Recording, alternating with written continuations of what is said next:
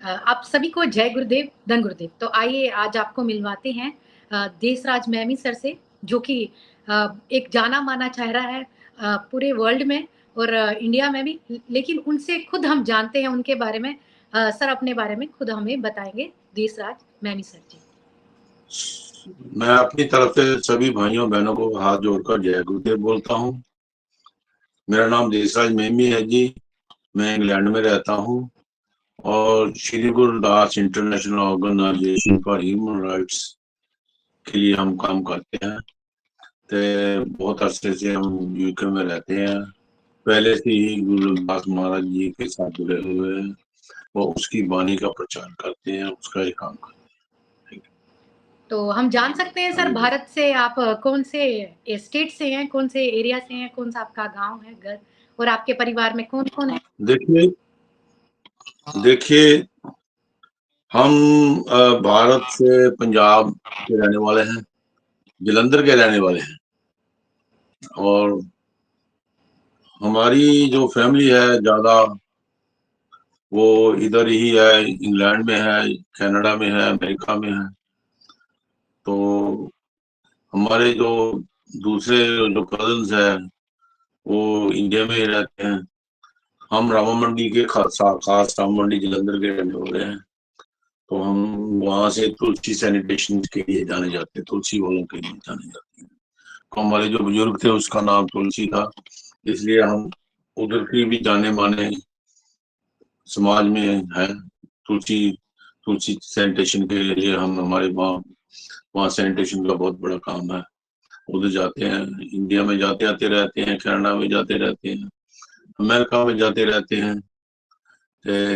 बस हमारे बच्चे हैं, यहाँ 3 बच्चे हैं, 3 लड़के हैं और लड़के तीनों भी बड़े हो चुके हैं, शादीशुदा है।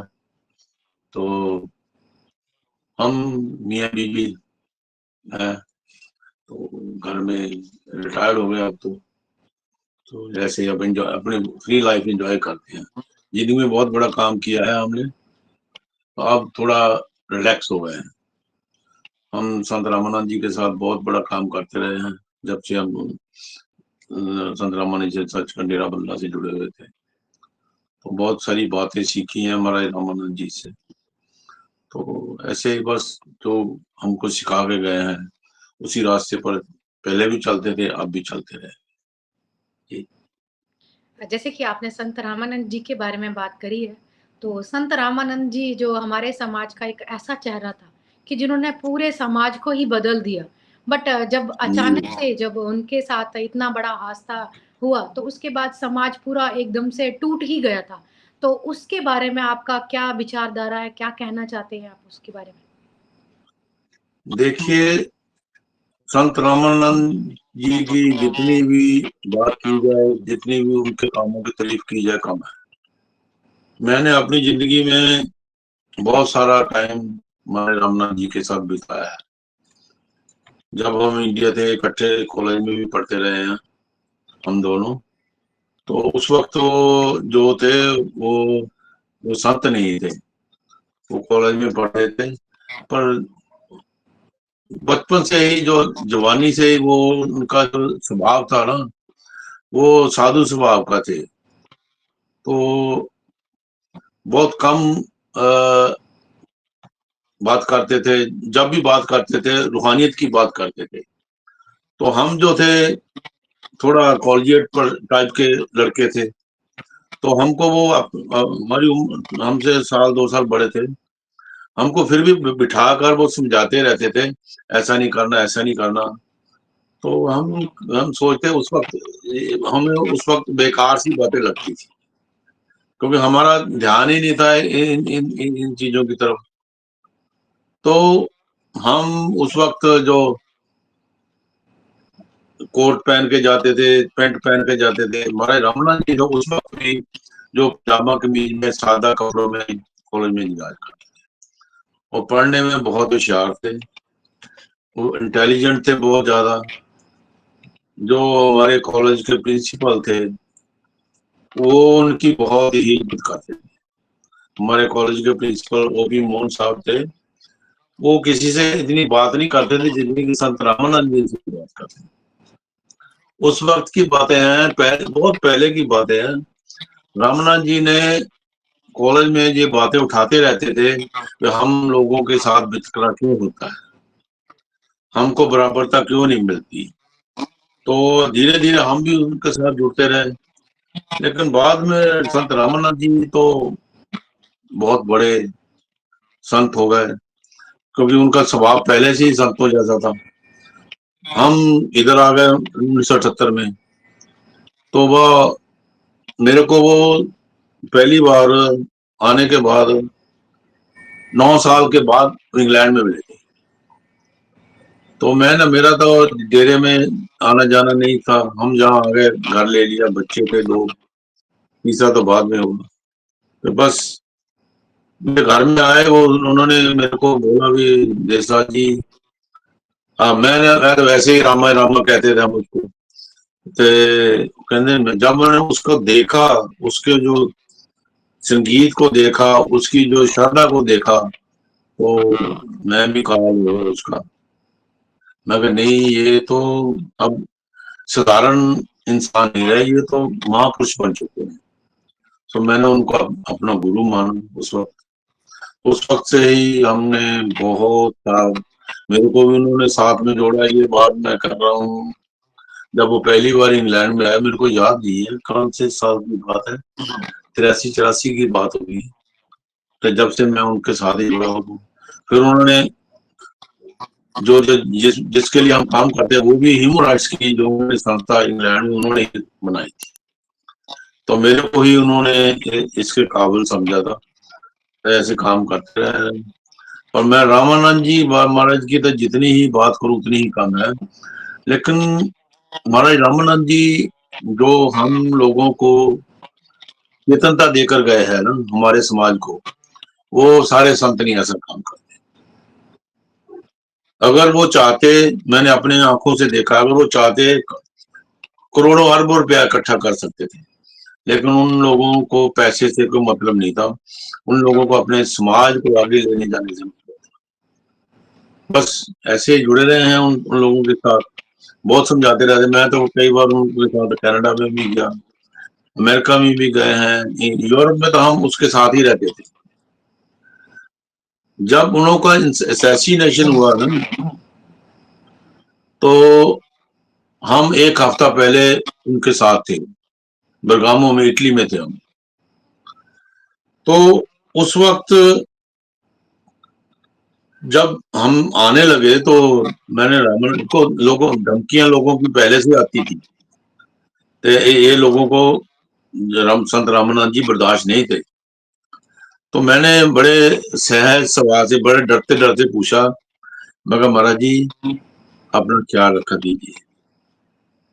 तो उन्होंने मेरे को क्या, मेरे को थापी देकर कहा, बल्लभ अपना ख्याल रखा कर, अपने बच्चों का ख्याल रखा। हाँ ये तो संत है, हम तो फकीर लोग हैं, हमें हमें इस बातों का कोई डर नहीं है। जितने देर, यही बात उन्होंने कह दी भी, जितने देर भी हम जिएंगे, हम शान से और अपने गर्व से जिए, अपने को किसी से नीचा उच्च कर नहीं जिएंगे। जब बयानों में ये बात हुई, तो फिर मैं वहां भी जाना था, मैंने जाना था। वो थोड़ा सा हमारा फैमिली का जो गांव, एक फंक्शन था जहाँ, मेरे को वहां नहीं जाया गया। लेकिन महाराज जी जो संत रामानंद जी थे, उन लोगों को ये बात पहले से ही पता लग चुकी थी, 2-3 साल पहले से। जब से उन्होंने अमृतवाणी को इकट्ठा करना शुरू किया था ना, तब से ही कुछ जो आतंकवादी लोग थे, जो मानव विरोधी लोग थे, वो उनको सहन नहीं होता था। उन लोगों को ये था कि अगर इन लोगों ने अपना ग्रंथ बना लिया, ये अगर, तो हमारे हमारे बर्तन कौन साफ करेगा, हमारी सफाई कौन करेगा। ये नहीं कहते थे हम इनको बराबर लेके आएंगे। जो उनको ये डर था कि हमारे हमारे हमारी सफाई का, हमारे गुरु घरों की सफाई कौन करेगा। हम इसे काम, हम काम किन लोगों से करवाएंगे। लेकिन महाराज रामानंद की सोच अलग थी। वो कहते थे हमने अपनी कौम को, सभी कौम जो कम्युनिटी से, उसके बराबर लेके जाना। जिस दिन की वो बात है, वो उन लोगों को पहले से ही मालूम था कि कुछ होगा। आज नहीं होगा तो कल होगा, कल नहीं होगा तो साल बाद हो जाएगा, होएगा जरूर। ये उन्होंने मेरे को बैठकर ये बातें की हुई थी कि देशराज जी, महमूद साहब, हमारी जिंदगी बहुत लंबी नहीं है। ये उन्होंने मेरे को बोला हुआ था कि हमारी जिंदगी बहुत लंबी नहीं है, और जितनी भी जिंदगी है हमारी, हम कुछ करके जाएंगे। हमारे रामनाथ जी को तो जितनी भी बातें पे उतनी ही कम है, और कुछ जैसे रामानंद जी के बारे में आपने बोला, तो उनके अभी भी मुझे ऐसे लगता है कि लोगों को उनकी जो विचारधारा थी और जो जी। वो चाहते थे, जैसा सपना उन्होंने एक बनाया था अपने समाज के लिए, तो मुझे लगता है कि हमारे समाज के लिए आपकी तरफ से क्या उनके लिए एक लेसन है, या आपका क्या उनकी तरफ एक संदेश है कि वो लोग उनको कैसे इम्प्लीमेंट करें, जो कि आगे इन फ्यूचर हमारे समाज के लिए एक मिसाल बन के आए। जो संत रामानंद जी बहुत ही दूरंदेशी महापुरुष थे। उन लोगों किसी भी संत से कोई वितकरा नहीं था। हर एक, चाहे छोटा आदमी हो चाहे बड़ा हो, साहिब कह के बुलाते थे। मैं तो कुछ भी नहीं था, मेरे को वो साहिब कह के बुलाते थे। मैं कई बार शर्म कर देता, मैं महाराज जी मेरे को साहिब क्यों बुलाते हैं? नहीं कहते, ऐसे बोलना सीखिए। वो जो संत है ना, जो अब अपना रास्ता अलग बना के रखे हुए है ना, उनसे पहले है ना, वो सभी संत रामानंद जी के पास ही जाया करते थे।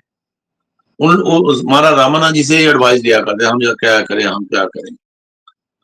जब से संत रामानंद जी चले गए हैं ना, कुछ लोगों ने अपने डेरों की तरफ ध्यान ज्यादा दे दिया।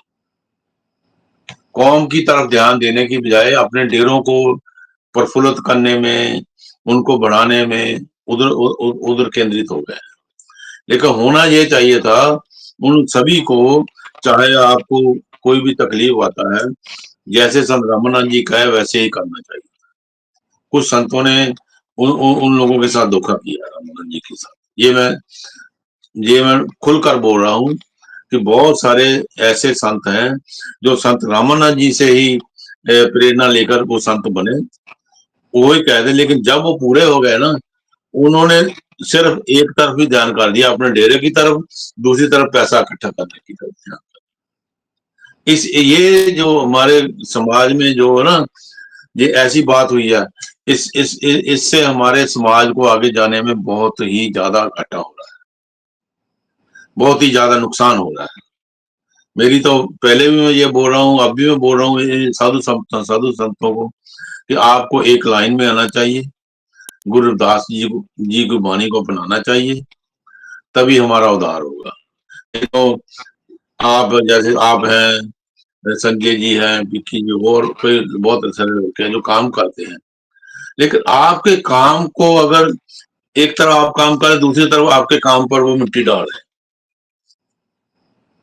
पर मैंने ये पहले भी उन डेरों में भी मैं जाकर बोलता हूँ कि महाराज आप ऐसा बात काम कीजिए, आप गुरु रविदास महाराज की जो वाणी है उसको अपनाइए। हम किसी ग्रंथ के खिलाफ नहीं है, हम बराबरता की बात करते हैं।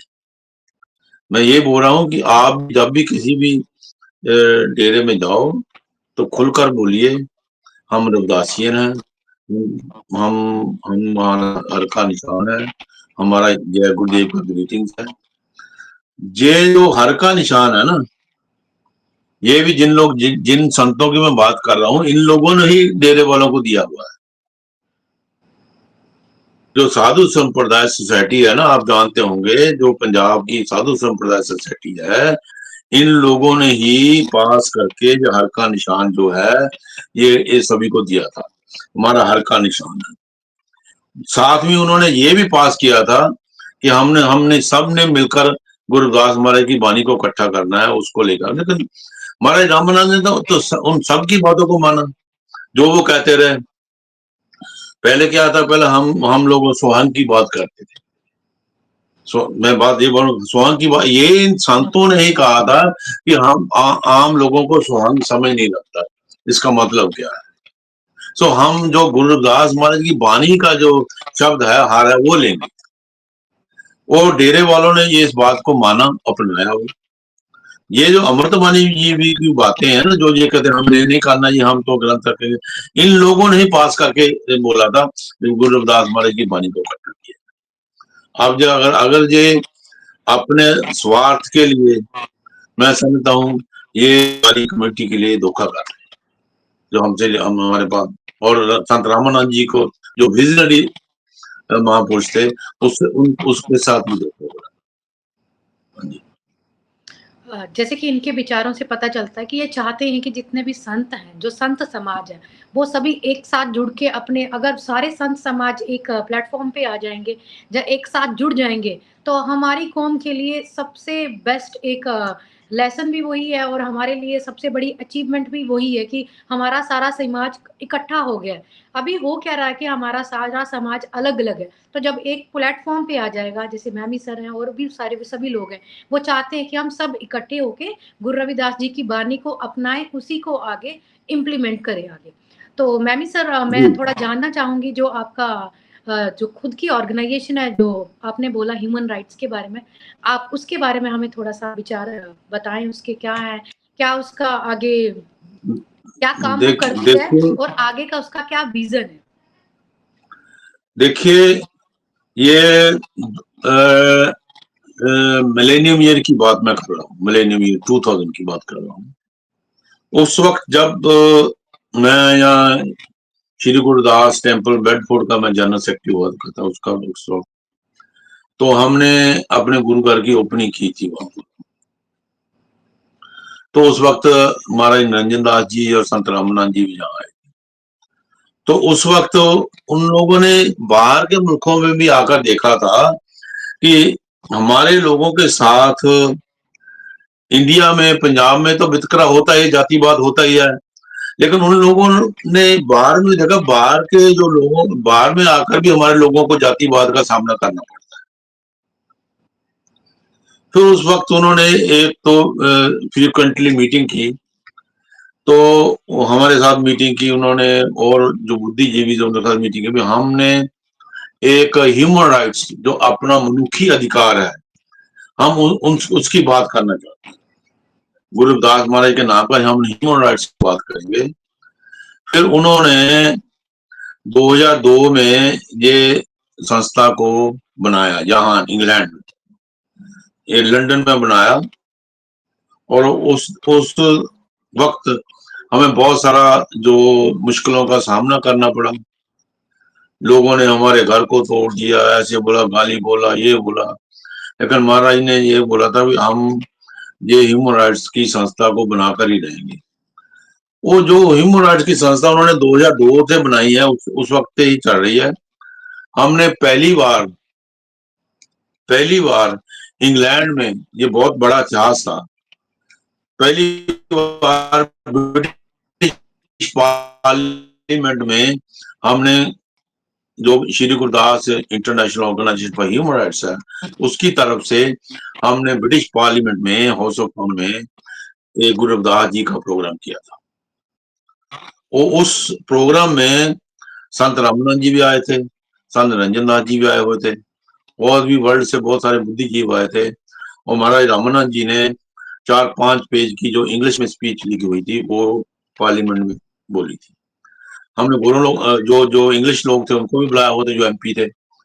हमने अपने अधिकार की बात की थी उस वक्त भी, कि हमारे साथ वितकरा होता है, आप इंडिया से आए हैं, आपने देखा है जब हाँ जातिवाद है, हम इस बात को खत्म करें। मेरा मैं कहने का मतलब है कि हमारे रामानंद जी तो पहले से ही इन लोग यही बात को लेकर चले थे, हमने अपनी बराबरता लेनी।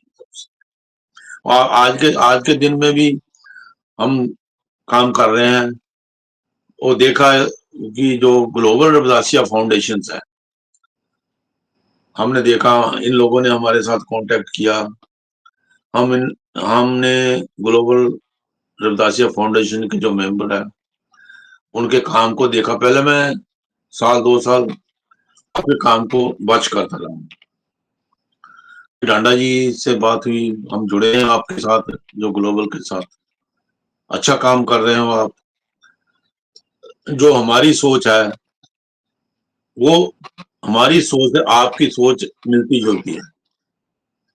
जो हम चाहते हैं वही आप करना चाहते हैं। सो हमने सोचा क्यों ना हम दोनों संस्थाएं मर्ज होकर काम करें। तो ऐसे हम आप लोगों के जो अच्छे काम के लिए जो आपकी सराहना करते रहते हैं, मदद करते रहते हैं, करते रहेंगे। आगे से जितना भी आप अच्छा काम करेंगे करेंगे। जैसे मैंने देखा है पिंकी अतरी जी, आप बहुत अच्छा काम कर रहे हैं। आप एक यंग यंग गर्ल हो, कौम के लिए आपका दर्द मानती हो। योगा का जो आप काम करते हैं बड़ा अच्छा काम कर रहे हो। ऐसे ही अपने जो जिंदगी से थोड़ा सा टाइम निकाल कर कौम के लिए काम करते रहो। बस यही मैं आपको बोलूंगा कि हम तो अब रिटायर्ड हो गए हैं, लेकिन हम हमारी सोच अभी रिटायर्ड नहीं हुई। रिटायर्ड जरूर हो गए हैं, लेकिन हमारा जो सोच है अभी रिटायर्ड नहीं हुआ है।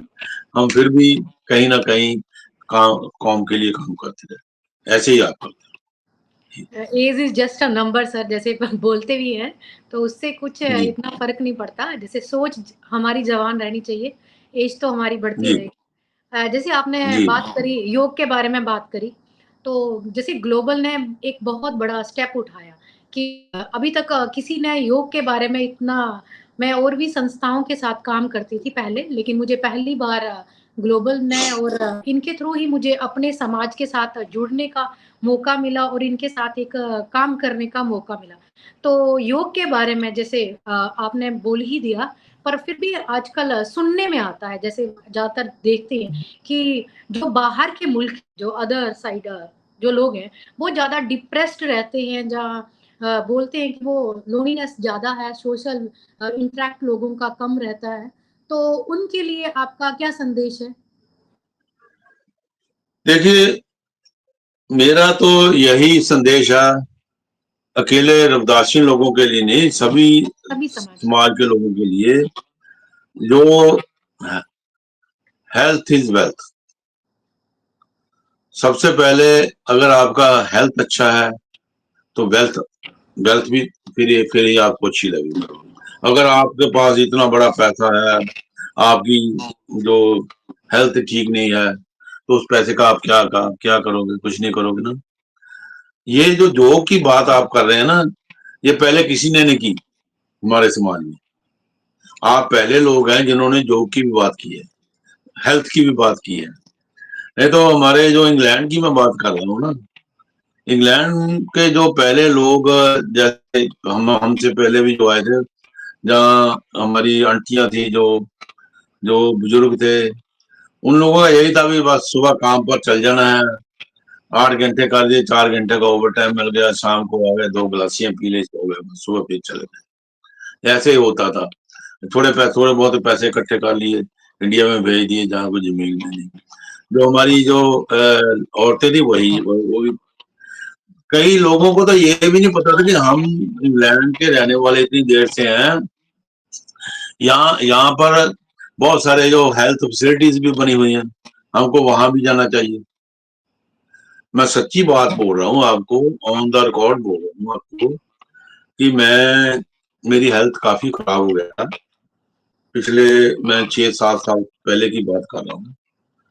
तो जो आपकी आंटी मेरी बीवी है ना, जो उसने मेरे को समझाया, वो इंग्लैंड से ही है, भी देखिए भाई, आपको एक्सरसाइज करना चाहिए। मैं और वो पूरे 6-7 साल से हम हर रोज शाम को जिम में जाते हैं। जो पहले पहले थोड़ा ऐसे लगता था, हम बैग उठाकर जाते थे ऐसे, जैसे यंग लड़के जाते हैं, लेकिन अब तो रूटीन बन गया। लेकिन मैंने वो देखा है कि 2 साल के बाद अपने आप में एक फीलिंग डिफरेंट आ गई है। और उधर में देखा है, वो जो जब स्विमिंग स्विमिंग पूल जाते हैं, वहां पर सभी जो गोरा लोग हैं, जो गौरी औरतें हैं, हमारे सभी कई एज की बढ़िया, वहां वो भी जाती है। वहां पानी में एक्सरसाइज होती है, रोज जाते हैं। हफ्ते में 5 बार हमने जरूर जाना है जिम में शाम को।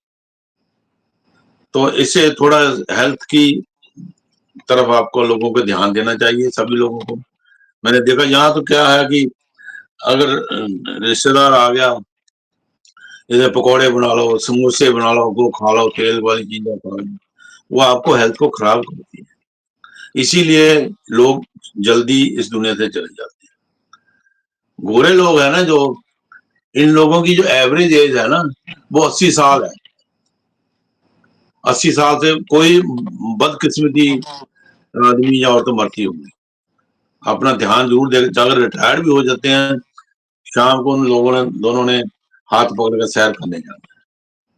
हमने देखा, हमने कहा यार हम इस कंट्री के रहने वाले लोग हैं, हमने यहाँ इस कंट्री से कहीं जाना नहीं है, तो हम क्यों नहीं ऐसा कर सकते? हम तो जरूर करते हैं पिंकी जी। किसी को मेरी तरफ देख के और भी कई कहते हैं यार देशराज मेमी जी तो वाइफ भी तो जाते हैं, लेकिन मेरी हाथ जोड़कर प्रेरणा है सभी को, अगर आपको हेल्थ चाहिए, वेल्थ चाहिए, तो हेल्थ पहले चाहिए। ये है।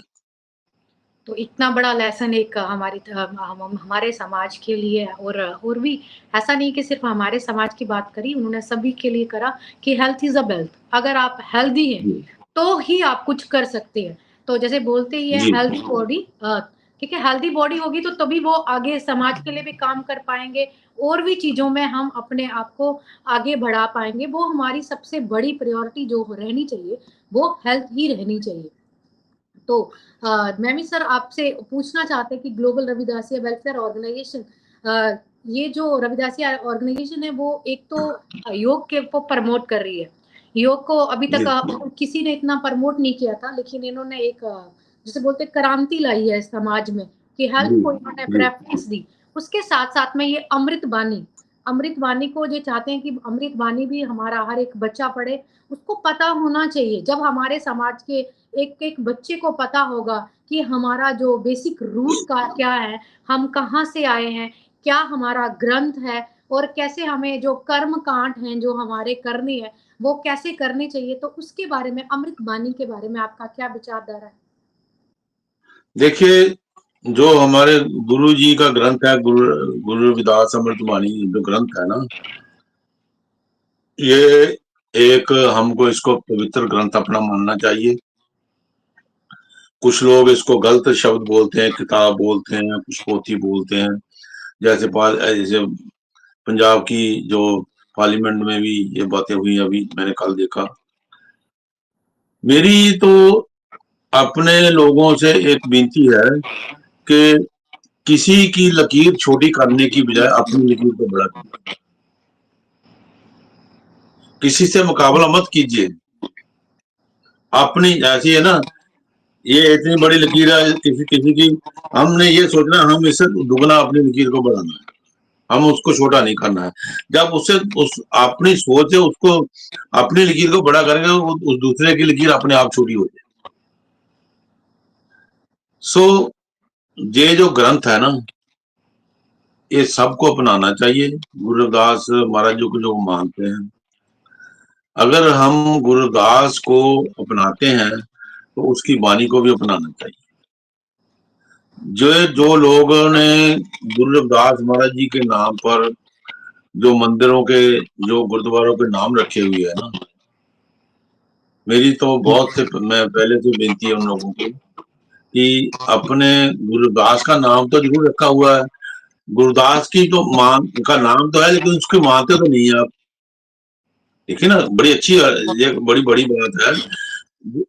गुरु का नाम गुरु रविदास के नाम पर है, और गुरुदास की वाणी को आप अपनाते नहीं हो। ये तो हम अपने गुरु के साथ बहुत बड़ा खिलवाड़ कर रहे हैं। हम किसी को बुरा नहीं बोल रहे, लेकिन अब अपने लोगों को, अब हमारे लोगों की अभी तक भी जो प्रॉब्लम है ना, हम थोड़ा बात बदल गई है, लेकिन हम लोग बहुत डरते थे पहले। हम अपने आप को रविदासियों तो अभी कहना जरूर, हम अपने आप को कभी अपनी जात नहीं छिपाते थे। हमारी जात का किसी को पता ना चल जाए हम कौन है, हमारे साथ वितकरा होगा। फिर वही बातें जो इंडिया में थी वो यहाँ इंग्लैंड में भी आ गई थी, लेकिन उन लोगों को हमने धीरे धीरे समझाया है कि हम किसी से कम नहीं है। अगर ये आदमी उसी रास्ते से आया है जिस रास्ते से हम आए। तो हम इससे क्या कैसे छोटे हो गए? इंसान का काम छोटा बड़ा हो सकता है, लेकिन इंसान की जाति छोटी बड़ी नहीं होनी चाहिए। जो जो इंडिया की आप बात कर रहे हैं ना, जैसे आप लगे हुए हैं, संजय जी हैं, आप भी हैं, और बहुत सारे लड़के हैं, ऐसे ही लगे रहिए। आप लोगों को बहुत सारे कठिनाइयां आएंगी, डराएंगे आप लोगों को लोग, लेकिन जो आप काम कर रहे हैं, आज नहीं, कल नहीं, कल नहीं, परसों नहीं, परसों नहीं, साल बाद, 10 साल, 20 साल लग जाएंगे। कुछ ना कुछ अपना काम छोड़कर जाइए अपनी कम्युनिटी के। अगर कुछ करेंगे नहीं, तो फिर तो जैसे हमारी हालत पहले जिससे भी ज्यादा खराब हो जाएगी। तो आज के दिन में जो हम जैसे लोग हैं, आप जैसे लोग हैं, मैं समझता हूँ कि कम्युनिटी को आपकी जरूरत है। मैं तो अपना जो जिंदगी का जो जो जो स्पेयर टाइम है, मैं तो इसी वक्त पर इन बातों पे निकालता हूँ। मैंने अपने घर में अपने अच्छी तरह से अपना घर बना रखा है, अपनी तरह से जीता हूँ, अपनी तरह से खाता हूँ, मेरी फैमिली सेटल है। लेकिन वो कहते हैं कि ये तो फिर भी तुम्हारी है, नीचा दिखाने की बात है। मैं समझता हूँ कि हमारे शहर में, मेरा ख्याल है, जो जो हमारे पंजाबी लोग हैं, मैं कई सौ लोगों से ज्यादा गलती हो जाना, लेकिन हमारे को देखने, जो उन लोगों की देखने की आंख है ना, वही है ये तो चमार है यार, ये चमार हकारिया है वो। मैं हिंदी में जो थोड़ी पंजाबी में बात कर रहा हूँ, इन नहीं, लोगों को समझाइए थोड़ा, पिंकी जी, अपने समाज को, अपनी फैमिली को, अपनी एजुकेशन को साथ लेकर चलिए। अपना जो स्पेयर टाइम है, लोगों को समझाने की कोशिश कीजिए। आज नहीं, कल नहीं, कुछ ना कुछ तो होगा ही। यही मेरी बेनती है। ज्यादा से ज्यादा जो हमारे संत, जो संत लोग हैं ना, उन लोगों को समझाने की जरूरत है। जो लोगों हमारे साथ जो खिलवाड़ करते हैं, उन लोगों को समझाने की। Thank you. जैसे कि इन्होंने बहुत बड़ी बात बोली है कि गुरु रविदास जी की वाणी को जो है, वो लोग ज़्यादा उसको उसको ज़्यादा नहीं बढ़ा रहे हैं, उसके कंपैरिज़न में जो उनका नाम है, या उनका नाम लेके सारी चीज़ें करें। तो गुरु जी ने कभी नहीं बोला था कि आप मुझे, या मेरी फ़ोटो लगाओ, या मेरी मूर्तियाँ लगाओ, या कुछ भी ऐसा। उन्होंने बोला था कि जो उनके शब्द थे, तो जैसे बोला गया है कि हमने किसी एक इंसान को फ़ॉलो नहीं करना चाहिए, उसकी जो विचारधारा है, उसको फॉलो करना चाहिए कि उनके क्या विचार थे, उन्होंने एक क्या सपना एक बुना था अपने समाज के लिए, हमें उसको आगे बढ़ाना है। वैसे ही बाबा साहेब भीमराव अंबेडकर भी बोलते थे कि हमें अपने आप को इतना काबिल बना लेना है। इन लोगों के हमें ये नहीं बोलना कि हम छोटे हैं, बड़े हैं, लेकिन हमको अपने आप को ही इतना काबिल बता देना कि खुद हम इनके बराबरी में आ जाएँ। ऊँचा-नीचा हमें वो छोड़ ही देनी चाहिए बात, खुद को इतना बढ़ाना चाहिए। सर, जो अपकमिंग जनरेशन है, जो हमारा यूथ है, उसके लिए आपको क्या संदेश है? जो हमारी न्यू जनरेशन है ना, हाँ जी सर। मेरा तो उन लोगों को यही संदेश है। सबसे पहले तो उन लोगों के जो पेरेंट्स है, उन लोगों को संदेश है कि पहले तो आपने अपने बच्चों को, चाहे लड़की हो चाहे लड़का हो, उन लोगों में आपको बराबरता देखनी चाहिए। बहुत लोगों की पहले से सोच थी, पहले से कि लड़की को हम पीछे रखते थे, लड़के को आगे लेके जाते थे। ये गलत बात है। आज के जमाने में लड़कियां लड़कों से ज्यादा पेरेंट्स का ख्याल रखती हैं। पहले तो बच्चों को बराबरता देनी शुरू कीजिए, फिर अपने बच्चों को एजुकेशन देना शुरू कीजिए। ठीक है, इस बात में थोड़ा दिक्कत आता है, हमें भी आया जब हमारे बच्चे जो स्कूलों में पढ़ते थे, उसके बाद हमारा प्लान था, हमने अपने बच्चों को यूनिवर्सिटी में भी लेके जाना है। हमें भी बहुत तकलीफ आया है, आती है, लेकिन ये तकलीफ होने के बाद जो बच्चे की जिंदगी बनती है ना वहां, वो सारी जिंदगी के लिए आपको भी आराम है, बच्चों को भी आराम होगा। अगर आप किसी बच्चे को अच्छा एजुकेशन नहीं दोगे, क्या बेचारा काम कर लेगा? बस तो बस लेबर करेगा, उसको वर्ल्ड के बारे में बिल्कुल नॉलेज नहीं होगी। इसलिए मेरी पेरेंट्स से सबसे बड़ी पहले विनती है कि अपने बच्चों को अच्छी शिक्षा दीजिए, अच्छे कॉलेजों में भेजिए, अच्छी मैं ये कहना चाहता हूँ कि आप कहते हैं कि इंडिया में फैसिलिटी नहीं है। मैंने बहुत से स्टूडेंट यहाँ देखे हैं जो इंडिया गवर्नमेंट से ग्रांट लेकर यहाँ पढ़ने को आते हैं। उन लोगों को कैसे इंडिया गवर्नमेंट से ग्रांट मिल जाता है? सो ऐसी ही है कि जो अगर आप पढ़ लेके जाओगे, आपको अपने राइट्स का मालूम। यही बाबा साहब कहते थे, यही बाबा साहब कहते थे, बच्चों को पढ़ाओ जरूर, बच्चों को एजुकेशन जरूर दो, बच्चों को अच्छे अच्छे संस्कार दो, और साथ में साथ जैसे आप जैसे यंगर जनरेशन है, अपने साथ और आप जैसे लोगों को जोड़ो, जो हमारे जो बच्चे हैं उनको समझाया जा सके कैसे हम, हमारा रूट क्या है, हम कैसे उठे हैं, कैसे जाने की करें। ये हम लोगों ने उनको समझाना है जी। तो सर ने एक बड़ा संदेश दिया है कि पेरेंट्स को पहले खुद जागरूक होना पड़ेगा, अपने बच्चों को पढ़ाएं, एजुकेट करें। हमारा समाज इसलिए थोड़ा सा पीछे रह जाता है कि हमारे लोग एजुकेशन पे ज़्यादा फोकस नहीं करते, तो हम लोगों को जी एजुकेशन पे ज़्यादा फोकस करना चाहिए। और ज़रूरी नहीं है कि हम एजुकेशन की बात कर रहे हैं तो सिर्फ पढ़ाई है, हर एक फील्ड में आ जाइए आप। हर एक फील्ड में जब हम आ जाएंगे, जहाँ हमारा समाज आ जाएगा, तो हम फॉर एग्जाम्पल अगर हमारे लॉयर्स अपने हैं, हमारे डॉक्टर्स अपने हैं, जहाँ हमारे एजुकेशन फील्ड में हम अपने हैं, हेल्थ फील्ड में हम अपने हैं, योग के फील्ड में हम अपने हैं, जहाँ और भी जैसे स्पोर्ट्स हैं, उस फील्ड में अपने लोग आना शुरू हो जाएंगे। तो जब सारा समाज तो हम इक्वली उन समाज के साथ तो पहले ही आ गए। तो इसीलिए आप सभी लोगों को भी संदेश है, सर की तरफ से है और मेरी तरफ से भी है और हमारी पूरी टीम की तरफ से, कि अपने बच्चों को जरूर एजुकेट करें और जिस चीज में उनका इंटरेस्ट है उसमें उनको जाने दें, स्किल्स पे उनके काम करें। तो सर जो आपकी जैसी जनरेशन जो तो आपका उनके तरफ जैसे फॉर एग्जांपल वो रिटायर हो चुके हैं, तो वो थोड़ा सा ज्यादा जी टाइम दे सकते हैं समाज की तरफ, तो आपका उनको क्या संदेश है? देखिए, जो हमसे पहले भी रिटायर्ड हो चुके हैं ना, जो रिटायर होने वाले हैं, जो हमारी एज के भी रिटायर हुए हैं, मैं ये बात सच से बोल रहा हूँ, जैसे हम रहते हैं वैसे वो रहना नहीं चाहते। वो कहते हैं हम जिंदगी के थोड़े 2 4 10 साल है ऐसे ही गुजारने हैं। लेकिन फिर मैं उन लोगों को बोलता हूँ कि जिंदगी कभी खत्म नहीं होती। जब तक है सांस तब तक घास।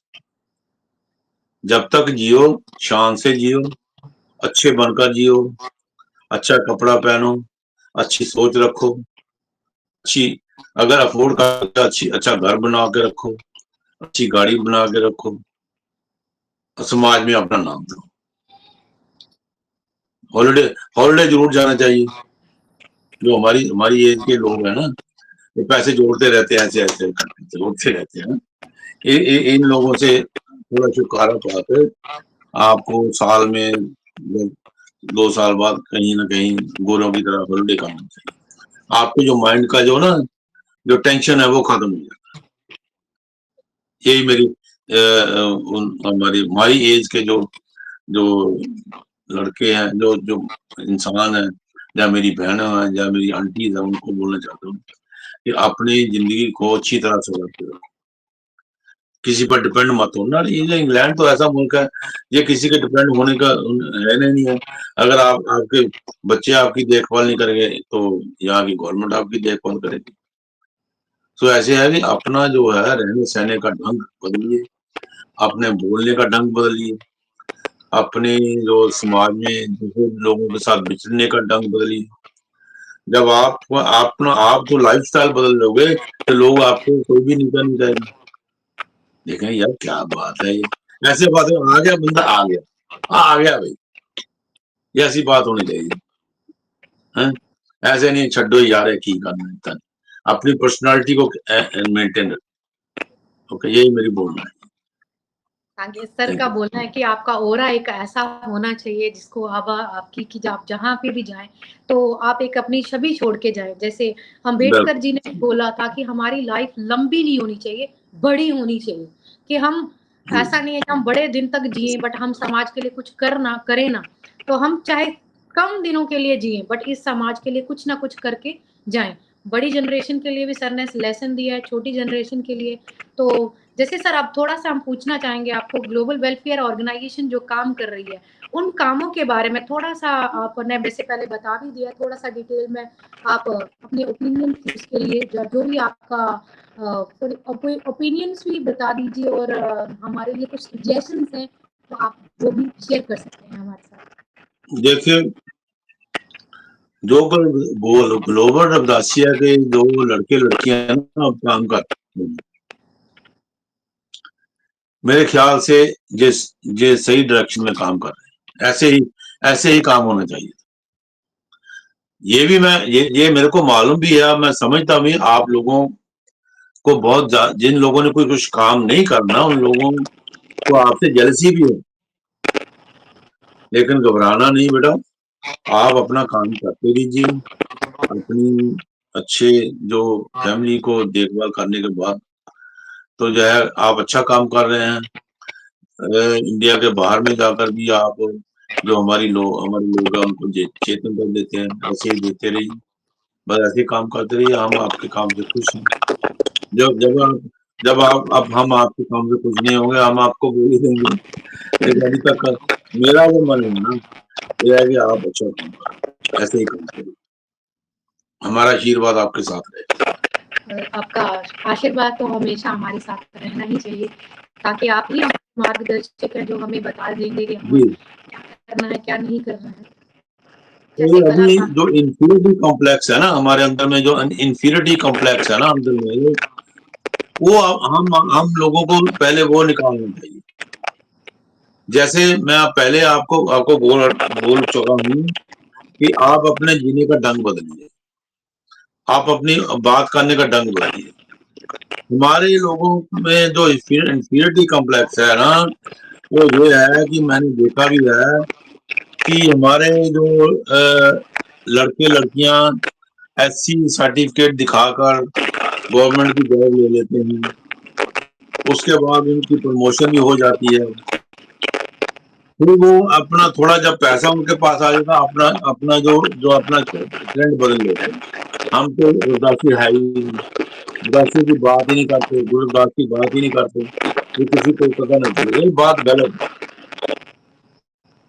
मैं आज बता रहा हूँ ना, ये मेरे देखिए, ये मेरे हाथ में हर चीज हमेशा रहेगी। चाहे मैं जिस मर्जी कंट्री में चले जाऊं, जिस मर्जी शहर में चले जाऊं, ये हमारी आईडी है। किसी को बताने की जरूरत नहीं है। जो हमारे लोग हैं ना, जो जो नौकरी अच्छी कर लेते हैं, अच्छी मिल जाती है, उन लोगों ने, ये बाबा साहब ने भी ये बात कही हुई है कि अगर हमको धोखा दिया तो हमारे पढ़े लिखे समाज ने दिया। वो आज भी धोखा दे रहे हैं हम लोगों को। जब तो उन लोगों के साथ वितकरा होता, फिर वो ढूंढते हैं ग्लोबल हमारे साथ आए, ह्यूमन राइट्स हमारे साथ आए। जब उनके काम सही चल रहा है, फिर आपको कभी वो पैसा नहीं देंगे। ये मैं उन लोगों को, कभी आपको एक भी पैसा नहीं मिलेगी, हम तो है ही नहीं ऐसे। इन लोगों को समझाने की जरूरत है। कांशीराम जी भी यही बात कह के गए हैं, डॉक्टर अम्बेडकर भी यही बात कह के गए हैं कि जो लोगों को हम ऊपर लेके जाते हैं, ये ऊपर जाके हमारे काम को भूल जाते हैं। हमारे गरीब आदमी उसका दूसरा आदमी चले जाएगा, उसका काम कर देंगे, लेकिन हमारे लोगों का ये काम नहीं करेंगे। ये बहुत बड़ी हमारे दुख की बात है हमारे समाज की। उन लोगों को भी मेरी बेनती है, उन लोगों को समझ जाना चाहिए, अपने अंदर से इंफीरियर कॉम्प्लेक्स निकालना चाहिए और हमारे लोगों की मदद करनी चाहिए। ये सोचना चाहिए कि अगर आज हम ऑफिसर हैं तो मैं चाहूंगा कि पिंकी अत्री भी उनके बराबर बैठे जाए। मैं चाहूंगा ऐसे जो विकास बाबू है वो भी उनके बराबर बैठे जाए। ये सोच हमारी होनी चाहिए। कोई जरूरी नहीं है उन लोगों की पैसे से मदद करनी है, मॉरल मदद भी कर सकते हैं, कोई समझाया भी जा सकता, कोई सिफारिश भी की जा सकती है। लेकिन जो इंडिया की आपने की है बात, वो सही बात है कि आज के दिन तक भी जो लोग पढ़ लिख गए हैं, जो लोग बड़ी नौकरी करते हैं, तुम्हारी मदद नहीं। हमको पता है ये बात का। मैंने अपनी ज़िंदगी में बहुत बहुत सारे लड़के-लड़कियों को एजुकेशन के लिए मदद की है। आज बड़े-बड़े अफ़सर हैं, वो हमारी बात नहीं मानते। कहते नहीं जी हमारे पास तो टाइम ही नहीं है। ये इन लोगों को समझाना यही है कि आप ऐसी बातें ना कीजिए, आप इसी समाज से आए हैं और इसी समाज को ही साथ लेकर चलिए, जो पीछे रह गए, उनको साथ लेकर चलिए। Thank you. तो ये एक बहुत बड़ा संदेश था मैमी सर का सभी के लिए कि जो भी हमारा जो पढ़ा-लिखा समाज है, जब वो खुद पढ़ जाए तो एटलीस्ट वो और भी लोगों को ज़रूरी नहीं है कि वो पैसे से ही मदद किए, कोई एजुकेशन से मदद कर सकता है, काउंसलिंग कर सकते हो, आप उनको गाइड कर सकते हो, कुछ ना कुछ जो भी आपके पास है, जो भी नॉलेज है, उनके साथ शेयर करें, अपने समाज को आगे बढ़ा के लेके आएँ, ताकि हम उन लोगों के साथ हमें किसी के समाज के साथ कोई भी बैर नहीं है, हमें बस उनके इक्वल आने का है, तो हमें अपने आप को उठाना पड़ेगा, अपने आप पे ज़्यादा काम करना पड़ेगा। तो मैं आप बोल रहा हूँ कि मैं किसी का जो के खिलाफ नहीं बोल रहा हूँ। हम लोगों को भी वो ऐसी सोच बनानी चाहिए। मैंने एक कहावत सुनी है, हाँ जी जो सर। पारसी लोग होते हैं ना, जहाँ जो बनिया लोग होते हैं, हाँ जी, ये कभी भी आपस में झगड़ेंगे नहीं। अगर उन लोगों का एक किसी बंदे का घर गिर गया, उन लोगों का जो प्रधान था ना, जो उन्होंने कमेटी का बनाया हुआ था, उन लोगों ने उन सबको बोल दिया हम उससे घर में जाना। कहते कहीं वो पैसे लेके आने, कितने कितने पैसे, कहते कोई पैसा नहीं लेके ना, आपने 5-5 ईंटें लेके आनी। वो 100 आदमी हो गया और 5000 ईंट तो उसके घर में चलेगी, पाँच और 5 ईंटें ले जाने में कोई फर्क नहीं पड़ा। हमको भी ऐसी सोच बनानी चाहिए जैसे उन लोगों की सोच है, वो ऐसे ही वो लोग आगे बढ़े, एक इकट्ठ होकर आगे बढ़े हैं और एक अच्छी सोच लेकर आगे बढ़े हैं कि हमने किसी भी अपने आदमी को पीछे नहीं रहने देना। ये देख लो, गुजरातियों की बात कर लो, वो भी ऐसा बात करेंगे। अभी हमारे लोगों को ये बातें सीखने की जरूरत है और धीरे धीरे सीखेंगे। थोड़ा जो हालात पहले से, ये मैं जरूर कहूंगा कि हालात पहले से बेहतर नहीं है, लेकिन पूरे स्मूथ नहीं। ये मैं आपको बोल रहा हूं। ऐसी हमको भी उन लोगों की तरह अपनी सोच लेकर आगे जाना चाहिए। ओके तो हमें अपनी जी। विचारधारा पे काम करना पड़ेगा, हमें थोड़ा-सा ऑर्गनाइज़ होना पड़ेगा, जैसे बाबा जी भीमराव अम्बेडकर जी भी बोलते थे कि ऑर्गनाइज़ हो जाओ, यूनाइट हो जाओ, एजुकेट हो जाओ।